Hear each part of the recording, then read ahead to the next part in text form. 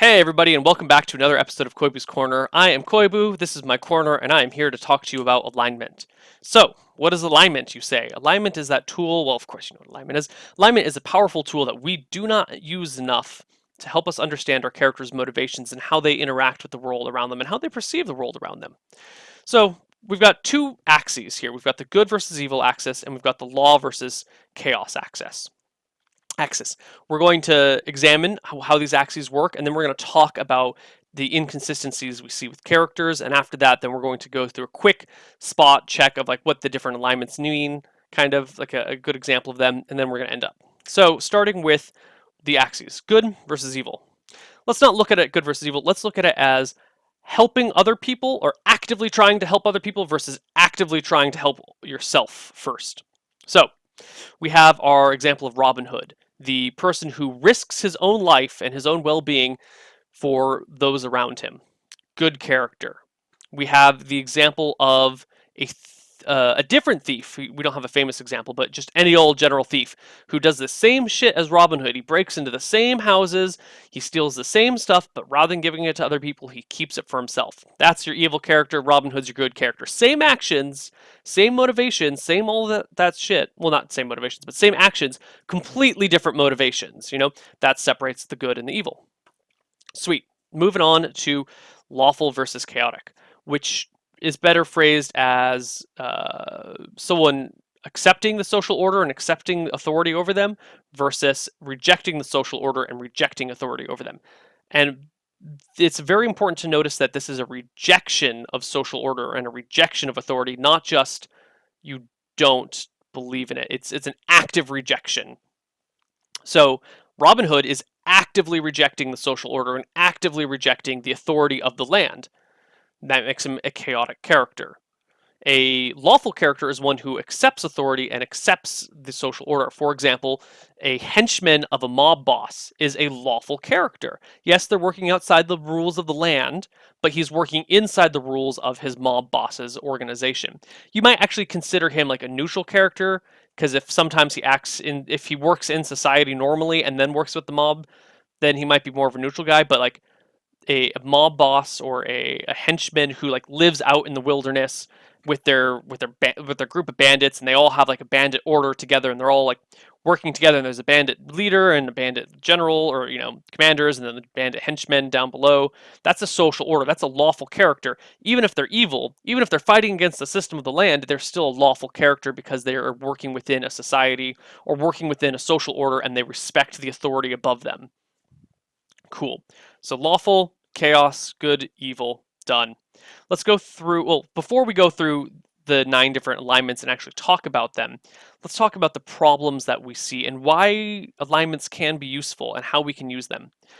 So do you all remember that scene in Roleplay Solemn, back when it was just roleplay, where the whole gang showed up to, I don't remember the town's name right now, and they were arrested for murder, and Vincent said, I am the son of King Longborn.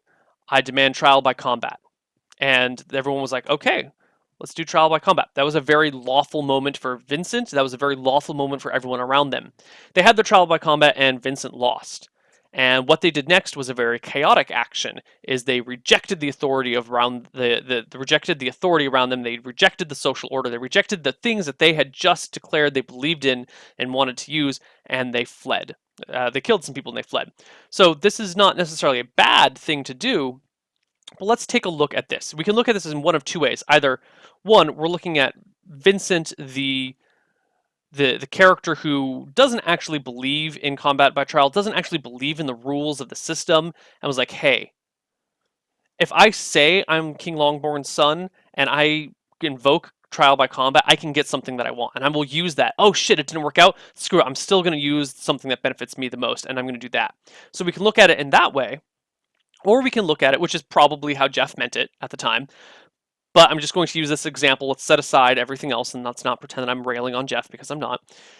Or we could look at it as a character who's like, oh, I want this, and this is how I'm going to achieve my means. Oh shit, that didn't work. Well, let me look for any other justification. Oh, that's another justification, right? That's the problem that we face with a lot of our characters as a whole community, as role-playing people in general. is sometimes we will find characters who we want them to do something. We want them to do this thing and we can't find a reason for them to do it, so we like shoehorn it in there. Like, yes, we want this guy to survive even though he's just or we want him not to go to jail, so we're going to resist the authority and do this other stuff. And then, like, the next week they're just walking down the street like nothing's happened. Like they still are normally existing in society. The problem that we have here is that we have characters who will be lawful one moment, chaotic the next, super lawful the moment later, and then, they bounce all around. They don't actually believe anything consistently. They believe something only so long as it helps them, and then they move on to the next thing, and then they believe that until it helps them, which is fine if you do it intentionally, as I believe Jeff was doing. But if you do it unintentionally, you're not playing a very consistent character. You're playing a new character every game or every moment, and you're just keeping the same stats and the same backstory, right? Let's try and build characters that are more cohesive and will kind of stand for something and have some sort of concepts. You don't have to, but I think it's more fun. So that said, let's go through the 9 different archetypes. We've got lawful good, the person who works within the law to try and help the people around them. You work with the system, you believe in the system. The system may be corrupt, it may have some problems, but reliance upon the system is a good thing. Or not reliance, but working within the system and working to build the system better is a good thing.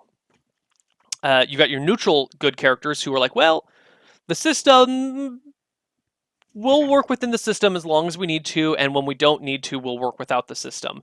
But, I still work. It's not like the system is terrible and I want to bring it down. It's just sometimes I like to edge out on the side and do something else. For example, if you were trying to not raid a tomb, but like go down into some catacombs because there's something down there, but the person in charge of the catacomb says you can't do that. Like, no, you can't go down there. It's disrespectful of the dead for you to go and do these things. A neutral character, like, okay, that's fine, and then like try and sneak down to the catacombs later. A chaotic character would say, screw you, I'm going down there anyway, to the person's face. That's the difference between neutral and chaotic, right? And I think it's a very important difference to make. A chaotic good character is constantly rejecting the society around them, but they're trying to help other people. Robin Hood is the perfect example of a chaotic good character. He is actively rejecting the social order and like working against the social order to help those around him. A lawful neutral character is someone who puts order and justice, well, maybe not justice, but order and law first, and good and evil, they come later, Someone who, like the king's executioner. The king's executioner will execute whoever is on the chopping block before them and that the king tells them to. Why? Because the king says to kill them, and therefore I must kill them because the king is the law. That is your neutral, or your lawful neutral character. Law is the most important thing, not actually all that fun to play. Even worse to play is your true neutral character. These are super boring. They don't believe in order or lack of order, or like they don't believe in the social order and they don't hate the social order. They don't believe in helping anyone else and they don't believe in helping themselves. Your druid who protects the forest is a true neutral character. The bear who's just like, I'm a bear. I'm going to go eat some berries now. Oh, look, I'm going to go catch a fish. Oh, you're attacking my children. I'm going to go kill you. Like, that's a neutral character. True neutral is pretty bland and pretty boring. We also have chaotic neutral, which is fantastic. For example, the Joker from The Dark Knight is your chaotic neutral character.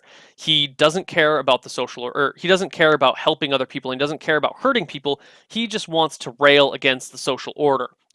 He tries to screw over Gotham. He tries to kill the police off. He literally says somewhere in there, like, let's mix things up. Let's just throw a little chaos in there. Let's fuck with things. The Joker is all about screwing the system. He's not a chaotic evil character. You can make an argument for him being chaotic evil because he does kill a lot of people and harm a lot of people, but at his core of being, he's just railing against the system and he's just railing against the man. So the Joker would be our definition of like a chaotic neutral character. Insane people often tend to be chaotic neutral because they don't believe in good or evil and they don't want anyone telling them what to do. That's your epitome of chaotic neutral. Lawful evil is someone who works within the rules of society in order to benefit themselves. So a lawful evil would be the corporation who uses all the possible tax rule loopholes to pay as few taxes as possible so that they could amass as much wealth as possible. That would be your lawful evil corporation. They don't break any rules, but they're going to use every single tax rule possible and every like legal rule or not legal rule uh um oh my god, I'm blanking on the term. So for example, if you have to work 40 hours a week to be a full-time employee, they'll classify you as a part-time employee and work you 39 hours a week. People who work within the system but take every single advantage of that system and to help them, or like the mob boss who rules over this evil family and they use this system to help them. A mob boss could also be a neutral evil character if they like exist in the town. Like they they're evil, but they like pretend to have this face about like, oh no, I'm just a businessman. No, no, no, my family doesn't do anything wrong. You can't prove that I've done any of these things. That's like your neutral evil mob boss, because they exist in society and work with the society on one side, but then on the other side they kind of like work against it. However, if you have like the mob boss who uh, well, yeah, different. This is separate from like the. No, no, no. We already talked about that. Doesn't matter. Never mind. Doesn't matter. Doesn't matter. Chaotic evil would be the sort of guy who's like, you know what? I'm gonna do whatever it is that I want to do, and fuck anyone else who tells me otherwise. Oh, hey, you've got a really nice sword right there. I'm just gonna kill you and take your sword. Boom. That's your chaotic evil character, right? Complete rejection of authority, complete rejection of social order, and it's all about me and what benefits me best. So those are our 9 different archetypes of alignments, and I hope this has been helpful for you.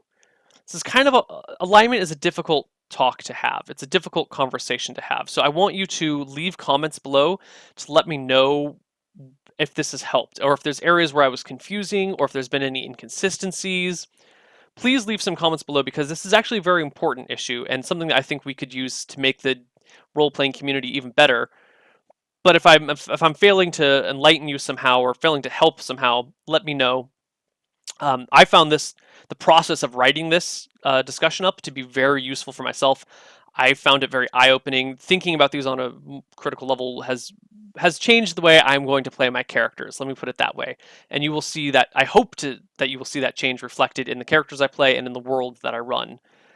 This is my discussion on alignments. See you guys next time.